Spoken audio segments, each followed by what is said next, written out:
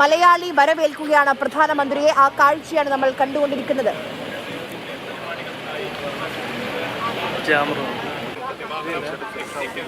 പ്രശാന്ത് കൃഷ്ണ വിവരങ്ങളുമായി നമുക്കൊപ്പം ചേരുന്നുണ്ട്. പ്രശാന്ത്, ശംഖുമുഖത്ത് നിന്ന് പുറപ്പെട്ടു, അല്പസമയത്തിനകം തന്നെ പുത്തരിക്കണ്ടം മൈതാനത്തേക്ക് എത്തിച്ചേരും.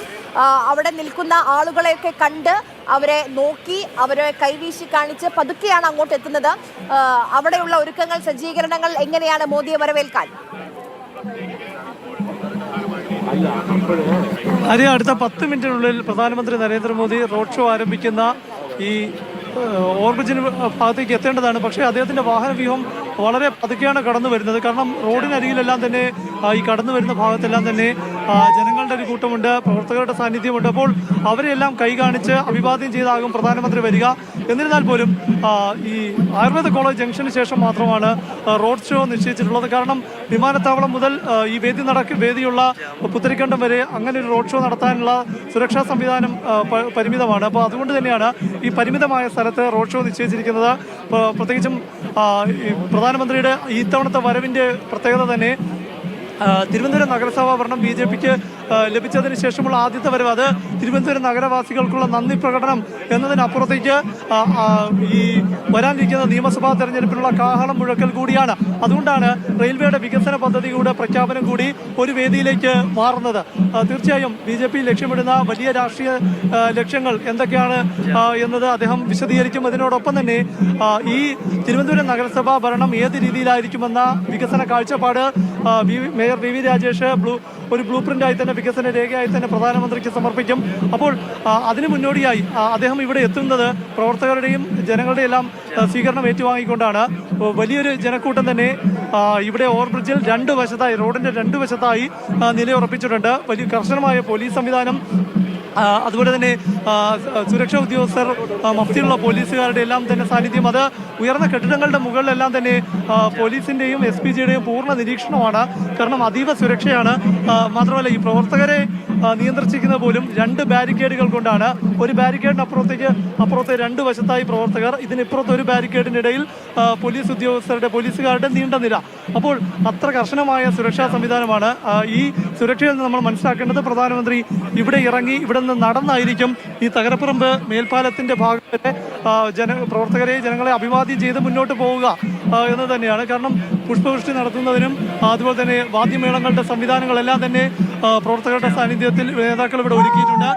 ഇതിന് പുറമെ BJPയുടെ കൊടി തോരണങ്ങൾ മാത്രമല്ല, വികസിത കേരളം, അതുപോലെ തന്നെ നന്ദി മോദി പ്ലക്കാർഡുകളെല്ലാം പ്രവർത്തകർ കയ്യിലേന്തിയിട്ടുണ്ട്. അപ്പോൾ വലിയ ആവേശം നിറച്ചുകൊണ്ട് പ്രവർത്തകരിൽ വലിയ ആവേശം നിറയ്ക്കുക എന്ന വലിയ ദൗത്യവുമായാണ് നിയമസഭാ തെരഞ്ഞെടുപ്പിന് തൊട്ടു മുൻപ് പ്രധാനമന്ത്രി ഇവിടെ എത്തുന്നത്. കഴിഞ്ഞ തവണ പ്രധാനമന്ത്രി എത്തിയത് 2025 എത്തിയത് വിഴിഞ്ഞം തുറമുഖ ഉദ്ഘാടനത്തിനായിരുന്നു. അതിനുശേഷം അദ്ദേഹം ഇന്നിവിടെ എത്തുമ്പോൾ അത് നിയമസഭാ തെരഞ്ഞെടുപ്പ് പടിവാതിക്കൽ എത്തി നിൽക്കുകയാണ്. വലിയ ലക്ഷ്യങ്ങളാണ് BJP ഈ തെരഞ്ഞെടുപ്പിൽ മുന്നിൽ കാണുന്നത്.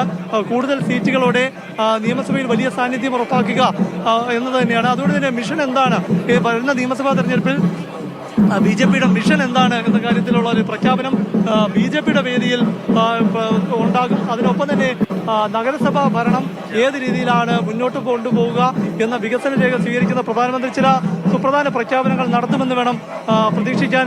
എന്തായാലും റെയിൽവേയുമായി ബന്ധപ്പെട്ട പരിപാടി നടക്കുന്ന ആദ്യ വേദിയിൽ പ്രധാനമന്ത്രിയുടെ ഒരു വലിയ പ്രഖ്യാപനം ഉണ്ടാകുമോ എന്നതാണ് ഏവരും കാത്തിരിക്കുന്നത്. കാരണം അങ്ങനെ പ്രഖ്യാപനം ഉണ്ടായാൽ, അത് അതിവേഗ പാതയുമായി ബന്ധപ്പെട്ട പ്രഖ്യാപനം ഉണ്ടായാൽ, അത് കഴിഞ്ഞ ഏറെ നാളുകളായി സംസ്ഥാന സർക്കാർ മുന്നോട്ട് വച്ചിരിക്കുന്ന സിൽവർ ലൈൻ പദ്ധതിയുടെ റെഡ് സിഗ്നൽ ആണോ ഉണ്ടാകാൻ പോകുന്നത് എന്ന കാര്യത്തിൽ ഒരു വ്യക്തത വരും. കാരണം അർദ്ധ അതിവേഗ പാത സിൽവർ ലൈന് ജനരോഷം കാരണം സംസ്ഥാന സർക്കാരിന് മുന്നോട്ട് പോകാൻ സാധിച്ചില്ല. കേന്ദ്ര അനുകൂലമല്ല.